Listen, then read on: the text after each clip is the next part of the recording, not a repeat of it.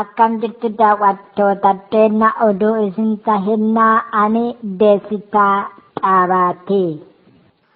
Oduu har'aaf jenne qabannee dhiyaannee jirra. Anillee qeerroo sabaati duraarratti hangafoota oduu. Laanni Awaash guutee miidhaa geessiseen uummanni hedduun gargaarsa ariitii akka barbaadu himameen. Dr. Diimaan Nagaa'oo biyyatti galee abbaa duulaa waliin wal argameeranii. Dhibeen Iboolaa laboraatoorii keessaa bahe jechuun dubbii shuuffessaa ta'ee jira.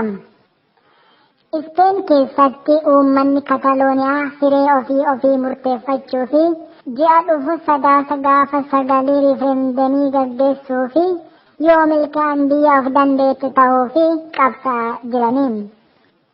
Oromoonni biyyoota alaa keessa baqaan jiraatan kumaatamni hedduun biyyoota adda addaarraa walitti dhufuuni waajjira muummee mootummaa gamtoomaniitti dhiitinsa mirga namaa Itoophiyaa keessatti Oromoo irratti raawwatamaa jiru ragaan deeggaruun mootummaa Itoophiyaa irratti himannaa banameeraniin.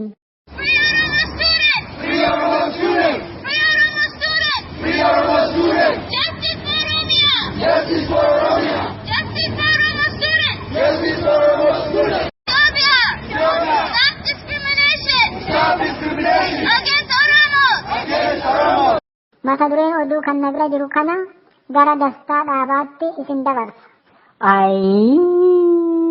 Ani sodaadhe. Oduu ati qopheeffatte kuni oduu gaazexeessummaa misoomaatii miti. Iyyadattu moo tarsiimoo mootummaatiin wal qabattu qofa hojjadhaa nuun hin jenne moo halaqaan keenya yoona televezyiinii keessaa nu daawwataa jira. Qorannoo irratti beektamitti waan ceephoo buufachuu yookiin waan gimgamaan nama godhu. Gimgamaanuu yoo nu gaane dansaa. Ani akkanaan hin seene ani si waliin hin dubbisu dhugaa waaqaa. Waan mootummaan keenya jibbu ittiin bu'u.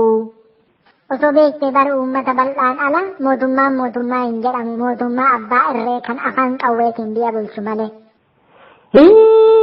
Dubbichisiise kaakunoo. Guyyaan tokko ni dhufa. Dhugaan yeroo isii malee akka dhibee ilkaanii nama dhukkubsiti. Boqqolloon qara shawwee yookiin boqqolloon dura asheete kan simbirrootaati jechuun waan makkanaati.